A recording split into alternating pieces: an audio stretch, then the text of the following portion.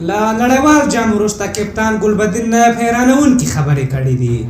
ګرانو لیدونکو السلام علیکم. کپتان ګلبدین نایب وایي د اکرام علي خیل بیټنګ نه ډېر خوښ یم. اکرام یو ښه لوبغاړی ده او راتلونکې روښانه ده. ګلبدین وایي د هر یو لوبغاړي هیله وه چې د لوبډلې لپاره یو څه وکړي او موږ هیله لرله چې 2-3 لوبې به وګټو خو کامیاب نه شوو. وایي موږ ډېره خرابه لوبه وکړه. زه ډېر خواشینی یم.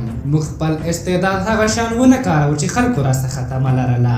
زه د خپلو مینهوالو او ټولو هیوادوالو بخښنه غواړم. وایي زه د خپلې لوبډلې د لوبې څخه خوښ نه یم خو بیا هم موږ دلته ډېر څه زده کړل. ګلبدین نایب وایي کرکټ د ورلډ کپ سره پای ته نه ده رسېدلی. لا هم شته. موږ په کم وخت کې ډېر څه زده کړي او ادامه به ورکوو او نه په راتلونکي ورلډ کپ کې بلکې په دې راتلونکو 2-3 کالونو کې به افغانستان په اولنیو 6 غورو لوبډلو کې ځای ولري. وایي موږ دلته له خپلو غلطیو ډېر څه زده کړل. تر ټولو ښه خبره دا ده چې موږ د ډېرو مثبتو فکرونو سره هېواد ته ستنېږو. ناهیلي نه یو. ډېر ژر به پرمختګ وکړو. ګلبدین نایب وایي چې کله لوبډلې ته راغلم نو په ژوند کې مې ډېرې ښې او بدې ورځې ولیدې خو ما هېڅکله شاته نه دي کتلي او همداسې به ادامه ورکوم. خو ګلبدین نایب یو شمېر نورو حقیقتونو ته هم اشاره کړې ده. ګلبدین وایي چې ټیم ورک یعنې ګډ کار نه وي نو دا خو نه میچونه دي. داسې امکان شته چې نوي میچونه وبایلو. موږ سره ستر لوبغاړي او نومونه لوبډله کې وو خو زه یې له کارګردګۍ راضي نه یم. خو هر یو کوشش کوو چې په راتلونکي کې داسې حالاتو سره مخ نه شو.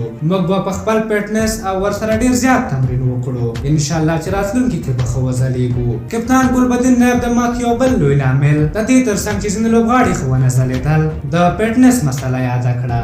ګلبدین نایب وویل چې مبصرینو او د کرکټ ځینې لوبغاړو د ویرات کوهلي په شمول راته وویل چې ستاسو په لوبډله کې تر ټولو لوی مشکل فټنس ده. که چېرته تاسو ښه فټنس ولرئ ښه فیلډینګ به وکړی شئ او په لوبه کې به نه ستړي کېږئ. ګلبدین نایب وایي چې د لوبډلې نوی سلیکټر فټنس ته ډېر پام کوي او تمه ده چې راتلونکي کې به افغان لوبډله یوه فټه لوبډله ولري. تاسو د ګلبدین نایب د دغه خبرو په هکله څه نظر لرئ؟ تر څنګ په دې هکله هم راته ووایئ چې افغانستان ولې ښې لوبې ونه کړې. دا وه د نړیوال جام په هکله د ګلبدین نایب خبرې. که زموږ دغه ویډیو مو خوښه شوې وي ضرور یې لایک کړئ. تر بلې ویډیو به په لویو بخښونکي خدای سپارم. د الله په